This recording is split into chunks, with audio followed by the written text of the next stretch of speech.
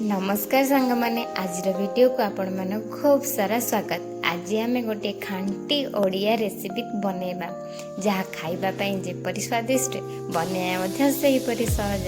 तेबे चलतु आज वीडियोटी स्टार्ट करबा होची आलू बैगण गोटे खट्टा बा आंबिल रेसिपी।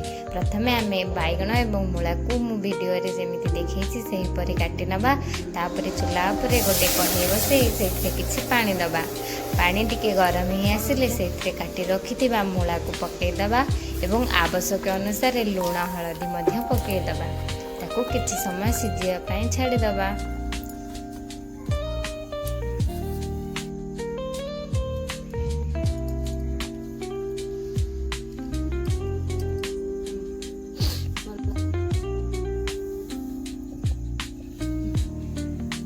एठी आमे किछि सोरिष जीरा सुखा लंका को नहीं चिकण करी बाटिदबा। मु जेपरी भाव में बाटिची आपण मध्य सेही परि भाव में बाटिबे। मु एठी शिल रे बाटिची, आपण चाहिले ग्राइंडर रे मध्य बाटि परिबे।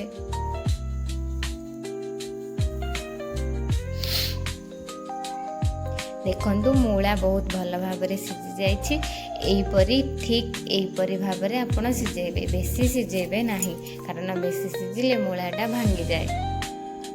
तापर कड़ाई रे किछि तेल नबा, बैगण को मध्य आमे भाजी नहीं रखिदबा।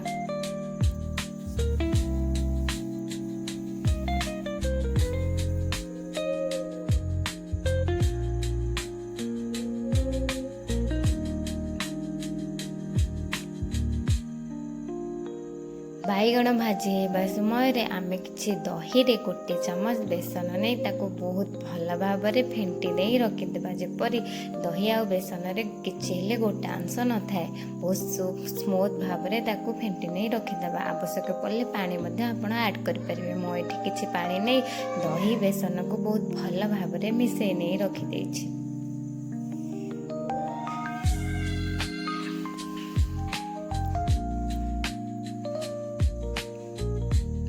इठी बैगण मध्य भल भाव में भाजी हो जाइए। आम गोटे अलग पात्र को काढ़ी नबा।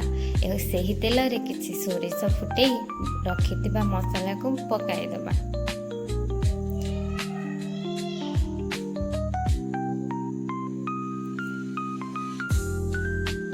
से मसला रे किछि टमाटो मध्य ऐड कर दबा। टमाटो एवं मसला को बहुत भल भाव में घांटी नहीं मिसई दबा।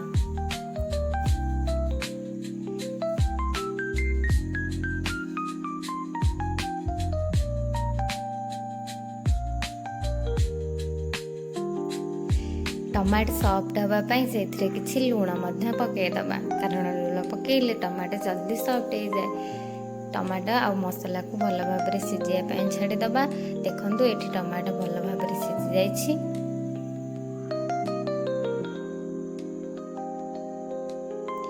सिझी रखिथिबा मूला को मध्य एठी आमे पकईदबा।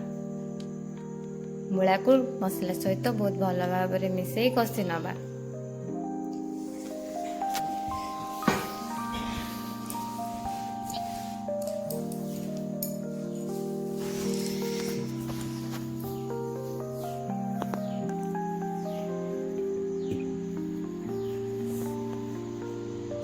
मूला मध्य आमर ये भल भाव में मसला सहित कषि जाइए। भाजी रखिथा बैगण को पकई आम बैगण को मूला सहित मसला सहित कषि नबा।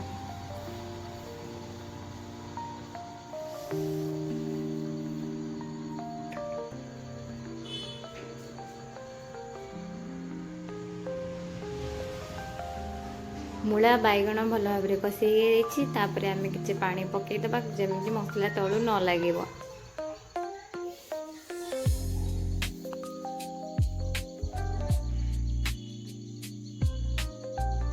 ताको किछि समय घोड़े सिझापी छाड़ीदबा। इठी मसला सहित मूला बैगण खूब भल भाव में मिसी जाइछि। वर्तमान आम कड़ाई को तल को काढ़ी नबा एवं ए मिश्रण पूरा भल भाव में ठंडा हाँपाई छाड़ीदबा कारण ये आम दही ऐड करबा। आ दहीटा जदि आम गरम रे ऐड करबा ताहले से पूरा छिंडी जिवो। एठी मूला बैगण पूरा भल से ठंडा हो जाइछि। मु फेंटी रखिथिबा बेसन दही को एठी ऐड कर देली।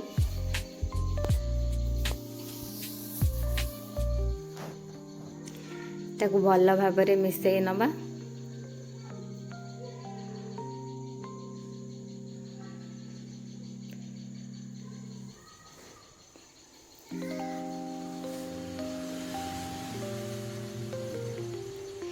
मिसी गला पर पुणी आमे चूलार आंच को लगे से किछि पानी दे ताकू फुटिया ପାଇଁ छाड़दबा।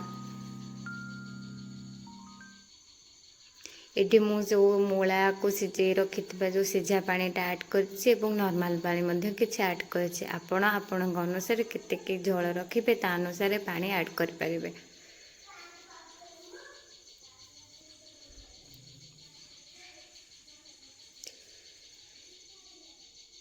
देखंतु आमर बेसरटा बहुत भल भाव फुटी जाइछि।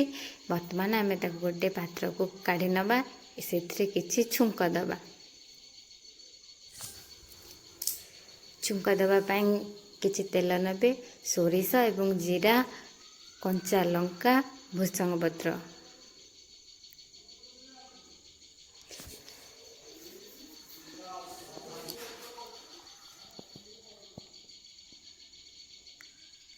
देखंतु आमर फुटणटी प्रस्तुत हो जाइछि। एबे फुटणटी को आमे मिश्रण रे पकेकी रखिदबा।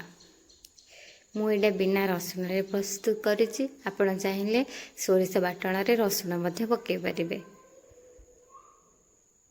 एठी हमर प्रस्तुत हो गला बाईगण मूलार खट्टा